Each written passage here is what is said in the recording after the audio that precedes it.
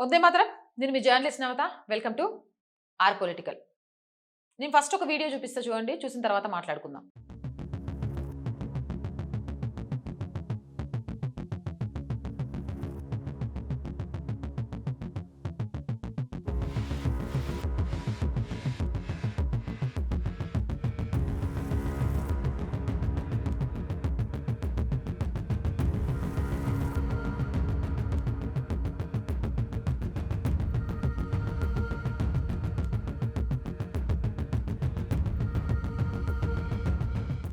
చూసారు కదా వీడియో. రాళ్ళు తీసుకొని పోలీసుల మీదకి, పోలీసు వాహనాల మీదకి, ప్రభుత్వ సొమ్ము మీదకి విసురుతూ ధ్వంసం చేయాలని చూస్తున్న వీళ్ళు విద్యార్థులా? ఇలాంటి ఎదవల్ని విద్యార్థులని పిలుద్దామా? మీరే చెప్పండి. ఇంకో వీడియో చూపిస్తా.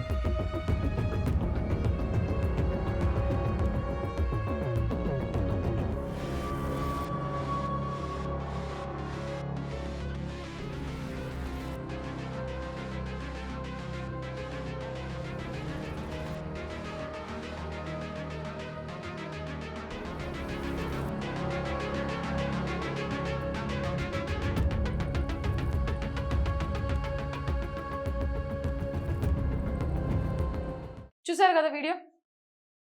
విద్యార్థులు నిరసన చేయడానికి వస్తే కత్తులు, కటార్లు, రాడ్లు ఎందుకు? వీడియోలో చాలా క్లియర్గా కనిపిస్తోంది. బీఎస్ఎఫ్ జవాన్ల మీదకి దాడి చేయడం. వీటన్నిటిని ఎందుకు పట్టుకొచ్చారు? ఒక పక్క నుంచి లారీ నిండా ఇటుకలు, రాళ్ళు, కత్తులు, కటార్లు, రాడ్లు. వీళ్ళు నిరసన చేయడానికి వచ్చారా? నిరసన పేరుతో రెచ్చగొట్టి పోలీసులను, అక్కడున్న వాళ్ళను వాళ్ళే కొట్టి వాళ్ళే ప్రాణాపాయంగా మార్చి ప్రభుత్వం మీద నెట్టడానికి వచ్చారా? ఇలాంటి వాళ్ళని విద్యార్థులు అని పిలుద్దామా? నిజమైన విద్యార్థుల్ని ప్రశ్న అడుగుతున్నా. మీకు అన్యాయం జరిగితే మీరు ప్రశ్నిస్తారా? కత్తులు, రాళ్ళు పట్టుకొని దాడి చేస్తారా? చేస్తే అది ప్రజాస్వామ్యమేనా? మీరు విద్యార్థులేనా? ఇలా విద్యార్థుల ముసుగులో ఇలాంటి దారుణాలను చేసే వాళ్ళు విద్యార్థులుగా మీరు ఖండించరా? ఇలాంటి ఎదవల్ని విద్యార్థులను పిలవాలా? మీరే కామెంట్ చేయండి. Jai Hind, Jai Bharat. And more videos కోసం our group of channels, our voice, our political, our Sanskriti ఛానల్స్ని వెంటనే సబ్స్క్రైబ్ చేయండి. కంటెంట్ బాగుంది అనిపిస్తే లైక్ చేయండి, షేర్ చేయండి. ఆర్థికంగా ఆర్ వాయిస్కి చేయుతగా నిలవండి. ఆర్థికంగా సపోర్ట్ చేయాలి అంటే సబ్స్క్రిప్షన్ పక్కనే జాయిన్ అనే బటన్ ఉంది. 1 to 5 లెవెల్స్ ఉన్న ఏదో ఒక లెవెల్లో సపోర్ట్ చేయండి. లేదా స్క్రీన్ మీద గూగుల్ పే, ఫోన్ పేతో పాటు అకౌంట్ డీటెయిల్స్ ఉన్నాయి. మీకు తోచిన సహాయాన్ని అందించండి. వ్యాపార ప్రకటనల కోసం 8328500576 నెంబర్ని సంప్రదించండి. జై హింద్, జై భారత్.